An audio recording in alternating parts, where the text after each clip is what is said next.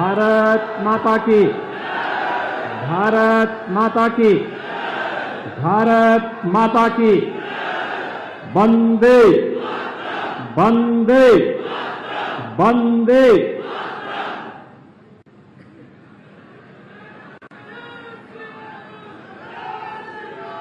आज के इस लोकार्पण और शिलान्यास कार्यक्रम में मंच पर उपस्थित प्रदेश सरकार में मेरे वरिष्ठ सहयोगी मंत्री, वित्त एवं चिकित्सा शिक्षा के मंत्री श्री सुरेश खन्ना जी, प्रदेश सरकार में ही मंत्री श्री लाखन सिंह राजपूत जी, लोकप्रिय सांसद श्री रामशंकर कठेरिया जी, राज्यसभा की माननीय सांसद श्रीमती गीता साक्य जी, भारतीय जनता पार्टी के क्षेत्रीय अध्यक्ष श्री मानवेंद्र सिंह जी, जिला पंचायत के अध्यक्ष श्री कमल दोहरे जी, भारतीय जनता पार्टी के जिला के अध्यक्ष श्री राम मिश्र जी,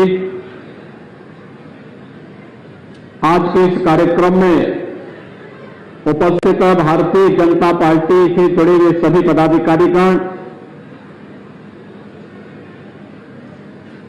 और इस पावन पर्व पर व्यक्तिगत और पारिवारिक व्यस्तता के बावजूद औरैया जनपद का विकास हो, इस भाव के साथ इतने भारी पैमाने पर आज यहां पर उपस्थित सभी औरैया जनपद से जुड़े हुए भाइयों बहनों, दीपावली और भैया दूज की हार्दिक बधाई आप सबको देते हुए मैं आपका अभिनंदन करता हूं। मेरे लिए यह अत्यंत आनंद और आह्लादकारी क्षण है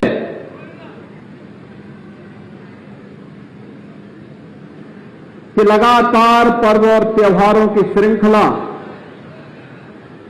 धनतेरस, दीपावली के 2 दिन के कार्यक्रम, छोटी दीपावली, बड़ी दीपावली, गोवर्धन पूजा, आज भैया दूज और इसके उपरांत गोपाष्टमी का कार्यक्रम, पूर्वी उत्तर प्रदेश और बिहार में छठ का भी आयोजन होता है, भव्य आयोजन होता है। इन सभी आयोजनों के साथ साथ हम अपने धार्मिक और आध्यात्मिक कार्यक्रमों को भी संपन्न कर रहे हैं, लेकिन साथ साथ विकास की परियोजनाओं को भी तेजी के साथ आगे बढ़ाने का कार्य कर रहे हैं। विकास के सभी परियोजनाएं आप सबके लिए मंगलदायी हो, इस विश्वास के साथ आज हम सब इस औरैया जनपद में आए हैं। एक साथ आपके इस जनपद में लगभग 450 करोड़ रुपए से अधिक की परियोजनाओं का लोकार्पण और शिलान्यास का जो कार्यक्रम हो रहा है, इसके लिए मैं आप सबको हृदय से बधाई देता हूं। दीपावली और भैया दूज की हृदय से बधाई और शुभकामना देते हुए आप सबका मैं अभिनंदन करता हूं। भाइयों बहनों, अभी कुछ दिन पहले मैं आया था यहां पर,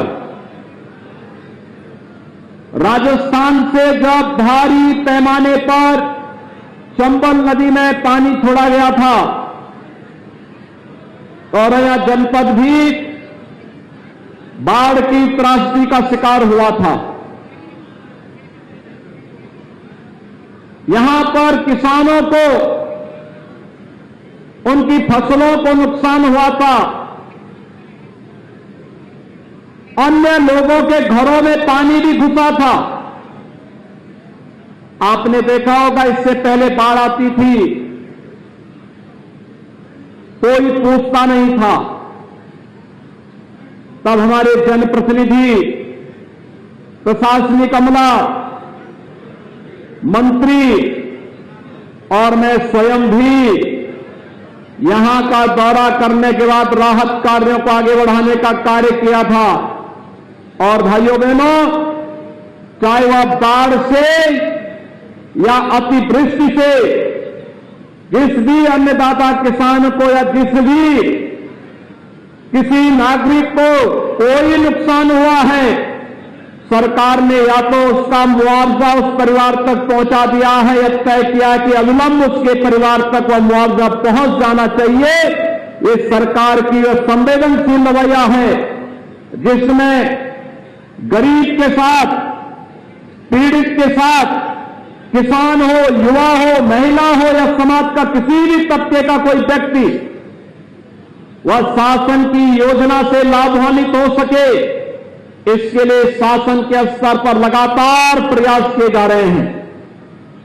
भाइयों बहनों, औरैया जनपद में अपना एक मेडिकल कॉलेज बने, एक सपना था,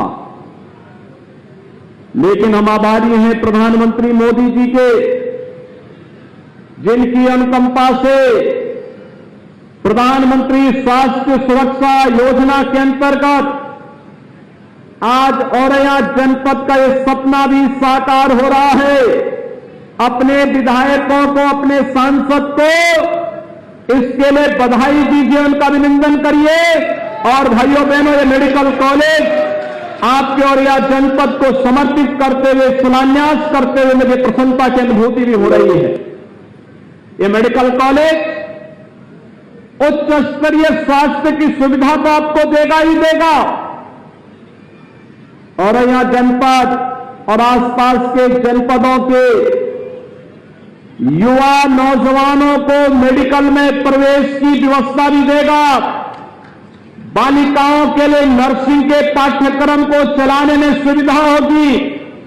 इससे भी न केवल स्वास्थ्य की बेहतर सुविधा, चिकित्सक और नर्सिंग स्टाफ की कमी को दूर करने में मदद मिलेगी, बल्कि विकास और रोजगार की ढेर सारी संभावनाएं आगे बढ़ेंगी।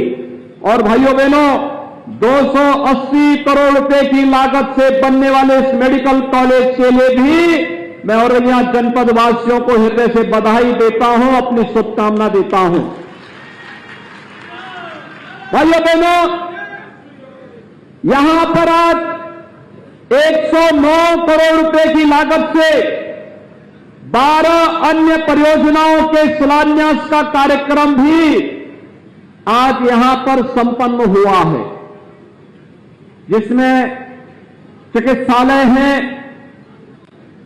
जिसमें किसान कल्याण केंद्र से जुड़े हुए योजनाएं हैं, जिसमें अग्निशमन केंद्र हैं, सेतु और सड़क से जुड़ी हुई परियोजनाएं हैं और गौ आश्रय स्थल है।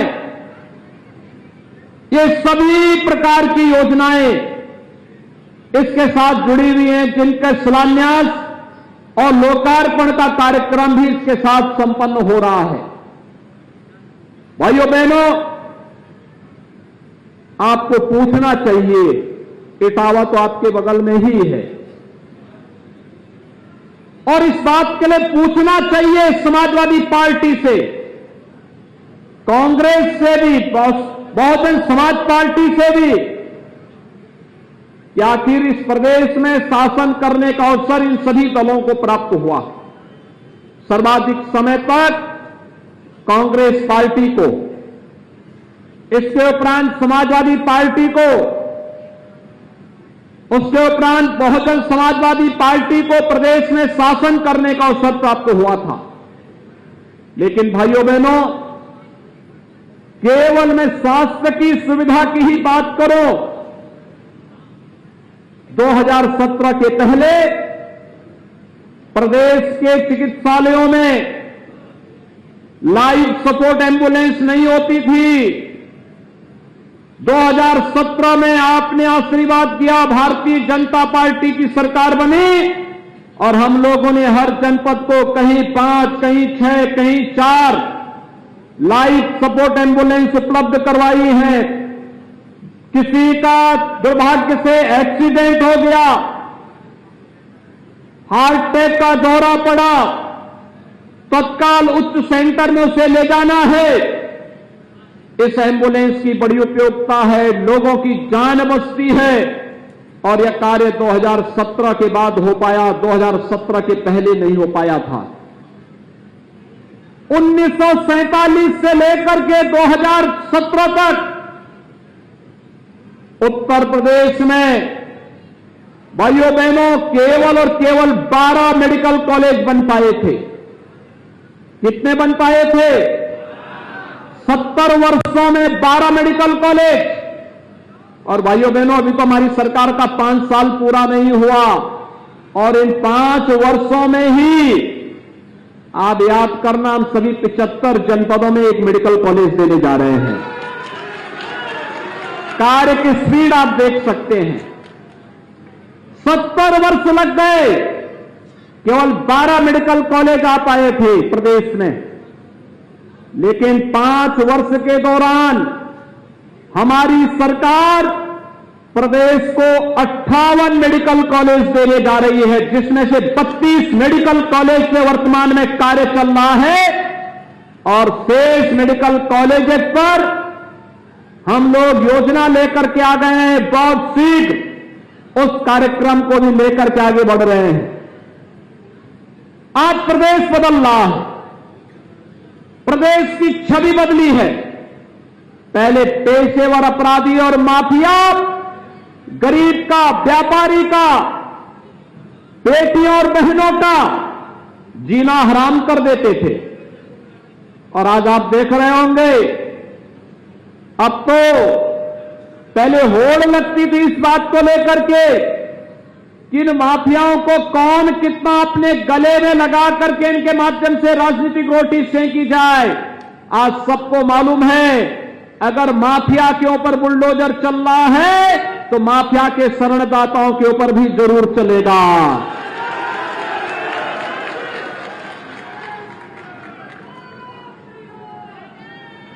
क्योंकि हर व्यक्ति को मालूम है अपराध और अपराधियों के प्रति सरकार की जीरो टॉलरेंस की नीति प्रदेश के अंदर प्रत्येक नागरिक को सुरक्षा का बेहतर वातावरण दिलाने का एक माध्यम तो है ही, लेकिन साथ साथ प्रदेश की छवि को भी आमूलचूल परिवर्तन करने का एक माध्यम है।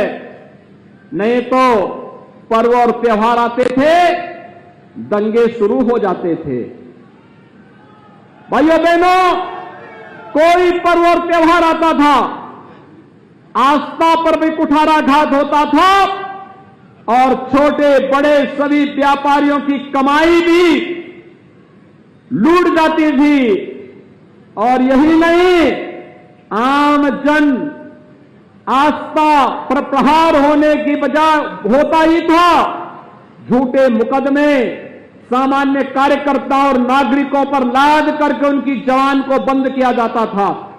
लेकिन आपने 4.5 वर्ष के अंदर देखा होगा प्रदेश में 4.5 वर्ष में एक भी दंगा नहीं हुआ और जिसने दंगा करने का प्रयास किया उसको 2 टुक बता दिया कि भैया दंगा करोगे तो इसके बाद क्या होने जा रहा है 7 पीढ़ियों का लिख के छोड़ जाइए, क्योंकि ये 7 पीढ़ियां भरते भरते थक जाएंगी लेकिन ये पूर्ति नहीं कर पाओगे। इसलिए दंगा करना छोड़ दो, आस्था के साथ खिलवाड़ करना छोड़ दो, पर्व और त्योहारों की परंपरा पर व्यवधान पैदा करना छोड़ दो, सामान्य नागरिकों का, वंचितों का, गरीबों का, व्यापारियों का, किसानों की संपत्ति पर कब्जा करना छोड़ दो और अगर करोगे तो ब्याज सहित वसूली भी होगी। और भाइयों बहनों, आज हम सब आपको यही कहने के लिए आए हैं। आपने देखा होगा एक संवेदनशील सरकार होती है, संवेदनशील सरकार कैसे आपके हितों के लिए कार्य करती है बिना भेदभाव के। हमने पहले भी कहा था हम योजनाओं में कोई भेद नहीं करेंगे, कोई भेदभाव नहीं करेंगे। विकास सबका, योजनाओं का लाभ सबको, लेकिन तुष्टीकरण किसी का नहीं। और भाइयों बहनों, ये विकास की योजनाओं का लाभ का परिणाम आज क्या है?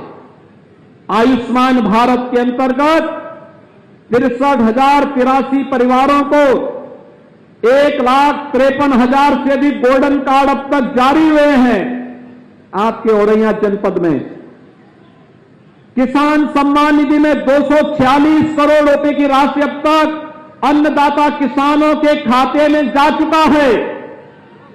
और भाइयों बहनों, प्रधानमंत्री फसल बीमा योजना के अंतर्गत 1,64,000 से अधिक किसानों को इस योजना से सीधे सीधे लाभान्वित किया जा चुका है। और प्रधानमंत्री आवास योजना में तो आपके इस जनपद में 25,000 परिवारों को एक एक आवास दिया जा चुका है, ग्रामीण और शहरी दोनों क्षेत्रों में मिलाकर के। 184 पंचायत भवनों का निर्माण नया कराया गया है। भाइयों बहनों, 1,50,000 व्यक्तिगत शौचालय और 419 सामुदायिक शौचालय और यहां जनपद में बनाए जा चुके हैं। लगभग 1 लाख परिवारों को एलपीजी का, रसोई गैस का निःशुल्क कनेक्शन उपलब्ध करवाया गया। 2,36,500 से अधिक लोगों को खाद्यान्न वितरण की कार्रवाई जनपद औरैया में की जा रही है। और आपको याद होगा, प्रधानमंत्री मोदी जी ने मई से लेकर के नवंबर तक प्रधानमंत्री अन्न योजना फ्री में हर व्यक्ति को 2021 में उपलब्ध करवाई। 2020 में भी अप्रैल से लेकर नवंबर तक 8 महीनों तक फ्री में खाद्यान्न सभी को प्राप्त हुआ। और भाइयों बहनों, हमारी सरकार ने तय किया है कि अभी कोरोना समाप्त नहीं हुआ है।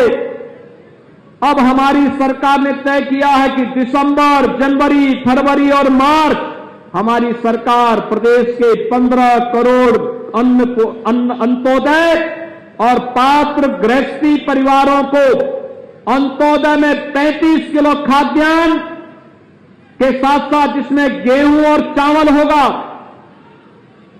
1 किलो दाल भी देंगे, 1 किलो नमक भी देंगे, 1 किलो खाद्य तेल भी उस परिवार को देंगे, 1 किलो चीनी भी इस परिवार को उपलब्ध करवाएंगे। पात्र गृहस्थी परिवार को पर यूनिट, अगर परिवार में 5 सदस्य हैं तो एक सदस्य के खाते में 5 किलो खाद्यान्न, 5 सदस्य हैं तो 25 किलो, 7 हैं तो 35 किलो खाद्यान्न उस परिवार को भी देंगे।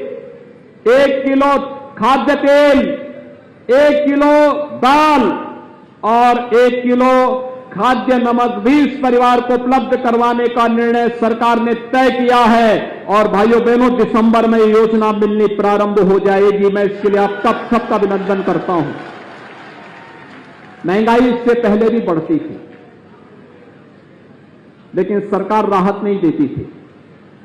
आपने देखा होगा, दीपावली के अवसर पर प्रधानमंत्री मोदी जी ने डीजल और पेट्रोल पर एक्साइज की ड्यूटी को भारी कटौती करवा दी।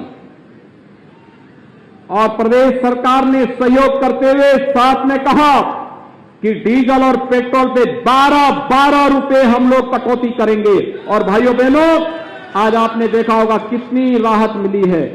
डीजल और पेट्रोल के दाम घटाने से क्या राहत मिली है? सभी लोग खुश हैं। महंगाई इससे नियंत्रित होगी, आम जन को राहत मिलेगी। डीजल आम उपभोक्ता के साथ साथ किसानों के लिए इससे भारी राहत मिलेगी। और भाइयों बहनों, पेट्रोल हमारे युवाओं के साथ साथ नौकरी पेशा करने वाले लोगों के लिए अत्यंत महत्वपूर्ण होता है, क्योंकि उनके बाइक के लिए, स्कूटर के लिए ये बहुत महत्वपूर्ण होता है। और भाइयों बहनों, 12 रुपए, कभी आपने सुना था 12 रुपए की कमी हो रही है? लेकिन पहली बार ये भी कमी की है। इसके साथ ही प्रदेश सरकार ने प्रधानमंत्री श्रम योगी मानधन योजना के अंतर्गत भी लगभग 8,000 श्रमिक यहां लाभान्वित हुए हैं। मुख्यमंत्री सामूहिक विवाह योजना में 642 बालिकाओं की शादी यहां पर संपन्न हुई है। मुख्यमंत्री कन्या सुमंगला योजना में 7,000 बालिकाएं इस योजना से पंजीकृत हुई हैं, जिन्हें 15,000 रुपये साल उनको जन्म लेने से लेकर के और स्नातक तक की पढ़ाई के लिए सरकार उपलब्ध करवाएगी। सौभाग्य योजना में 46,000 से अधिक कनेक्शन मुफ्त में उपलब्ध करवाए गए हैं। भाइयों बहनों, हम लोगों ने तमाम अन्य ऐसे कार्यक्रम किए हैं जिन योजनाओं का लाभ गांव को, गरीब को, किसान को, नौजवान को, महिलाओं को, समाज के प्रत्येक तबके को बिना भेदभाव के प्राप्त हो सके। और ये तभी संभव हो पाया जब प्रदेश सरकार ने प्रधानमंत्री मोदी जी के सबका साथ सबके विकास के मंत्र को अंगीकार किया। आज सबका साथ और सबके विकास का ये मंत्र किस रूप में हर तबके को बिना किसी सिफारिश के नौजवान को नौकरी मिल रही है, गरीब को खाद्यान्न मिल रहा है, किसान को किसान सम्मान निधि का लाभ मिल रहा है और परंपरागत हस्तशिल्पी और कारीगरों को विश्वकर्मा श्रम सम्मान और एक जनपद एक उत्पाद की योजना का लाभ मिल रहा है। मैं आपको धन्यवाद दूंगा कि कोरोना कालखंड में आपने केंद्र और प्रदेश सरकार की गाइडलाइन का पालन किया। आज जो हम यहां पर आए हैं, मुझे अपने विधायक श्री रमेश दिवाकर के दुखद मृत्यु पर उनके परिवार और उनके सभी चिंतकों के प्रति अपनी संवेदना व्यक्त करता हूं। भाइयों बहनों, बहुत जुझारू विधायक थे, विकास के प्रति प्रतिबद्ध थे, लेकिन द्वितीय लहर ने जिस रूप में उन्हें चपेटे में लिया, आज हमारे बीच नहीं। मैं उन्हें विनम्र श्रद्धांजलि अर्पित करता हूं, उनके परिवार के प्रति अपनी संवेदना भी व्यक्त करता हूं। लेकिन भाइयों बहनों, हमें अभी सतर्क रहना है। कोरोना पूरी तरह समाप्त नहीं हुआ है। वैक्सीन प्रधानमंत्री मोदी जी ने फ्री में उपचार, फ्री में टेस्ट, फ्री में अन्न योजना चला करके और सबको वैक्सीन, फ्री में वैक्सीन की घोषणा करके 100 करोड़ से अधिक लोगों को अब तक वैक्सीन दिया है। आप में से कितने लोगों ने वैक्सीन लिया है? हाथ खड़े करके बताओ। वाह भाई, आप तो बहुत अच्छे लोग हैं रे, बड़ा अभिनंदन करता हूं मैं आप लोगों का। लेकिन मेरी आप सबसे अपील है, जिन लोगों ने वैक्सीन नहीं ली है अभी तक, उन लोगों को फ्री में वैक्सीन, सबको वैक्सीन देने के लिए प्रेरित करें। एक कोरोना महामारी में सुरक्षा का एक बेहतर उपाय है। प्रधानमंत्री मोदी जी को फ्री में वैक्सीन देने के लिए हम अभिनंदन करते हैं, उनका आभार भी व्यक्त करते हैं। और मेरी आप सबसे अपील है, अभी भी हमें कोरोना के प्रति सतर्क रहना पड़ेगा। पर्व और त्योहार आएंगे भी, भीड़ भाड़ से बचना होगा। 2 गज की दूरी और मास्क है जरूरी का पालन करना होगा।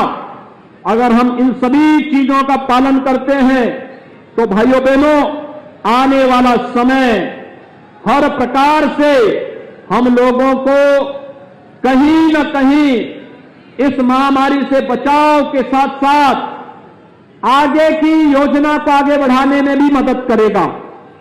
भाइयों बहनों, आज मैं आपसे केवल एक बात कहना चाहता हूं, और वह है, मैं पिछले दिनों जब यहां आया था, पंचनद की बात हुई थी। पंचनद परियोजना को आगे बढ़ाने के लिए सरकार ने निर्णय लिया है कि इस कार्य योजना को हम तेजी के साथ आगे बढ़ाएंगे। इटावा, औरैया और उसके आसपास के तमाम अन्य जनपद सिंचाई की बेहतर सुविधा तो मिलेगी ही, विशुद्ध पाइप पेयजल योजना से हर घर नल योजना भी यहां पर हम लोग हर परिवार तक पेयजल की योजना पहुंचाने में मदद मिलेगी। अब योजनाओं के लिए सिफारिश करने की आवश्यकता नहीं, विकास की योजना आपके गांव और आपके घर तक आएगी। हमें उसके लिए तैयार रहना होगा। और आपने पिछली बार भारतीय जनता पार्टी को तीनों विधायक चुनाव जिता करके भेजे थे ना, सांसद भी आपने भेजा, मैं आपका अभिनंदन करता हूं। इस बार फिर तैयार हैं? सभी लोग तैयार हैं? अच्छे लोग भेजेंगे चुनाव जिता करके तो अच्छा कार्य भी होगा, और नहीं तो विपक्ष की सरकार होगी। आप देख रहे हो अभी से उनके गठजोड़ किन लोगों से हो रहे हैं। जेल में जाकर के कुख्यात माफियाओं से, जिसको हम लोग चिमटा से भी छूना नहीं चाहते, वहां जाकर के उसको गले लगाने का प्रयास फिर से हो रहा है। भाइयों बहनों, यह आपराधिक मानसिकता, राजनीति का यह अपराधीकरण प्रदेश के सामने पहचान का संकट खड़ा किया था, और ये राजनीति के अपराधीकरण को हर हाल में रोकना पड़ेगा।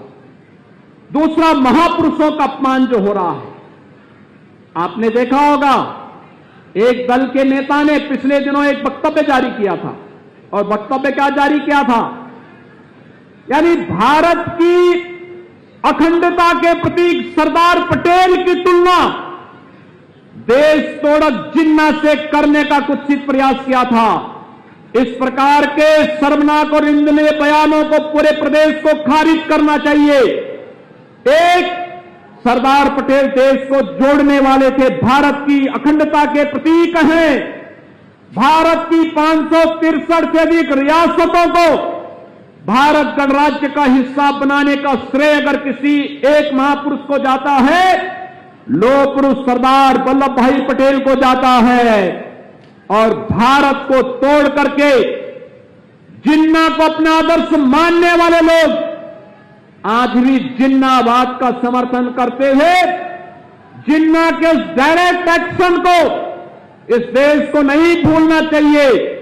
जहां जिन्ना ने मुस्लिम उपद्रवियों से हिंदुओं की कत्लेआम करने के लिए कहा था, जिन्ना के इस कुत्सित कृत्यों के देश कभी विस्मृत नहीं कर सकता, और उसे राष्ट्र तोड़क के रूप में ही हमेशा निंदित करेगा। लेकिन आज जिन्ना और सरदार पटेल की तुलना करने का जो प्रयास हो रहा है, हमें ऐसे तत्वों के उन मंसूबों को समझना होगा।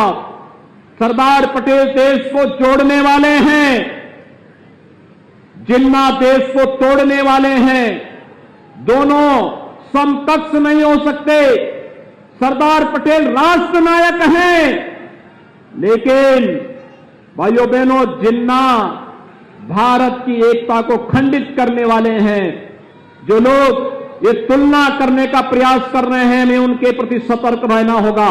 एक बार फिर से आप सबको मैं ढेर सारी योजनाओं के लिए, विकास की परियोजनाओं के लिए हृदय से बधाई देता हूं, अपनी शुभकामनाएं देता हूं। भैया दूज पर आप सभी बहनों का अभिनंदन भी करता हूं, और आप इतने भारी संख्या में यहां पर उपस्थित हुए हैं, इसके लिए हृदय से धन्यवाद और अभिनंदन करते हुए अपनी बात को यहीं पर विराम देता हूं। धन्यवाद। जय हिंद।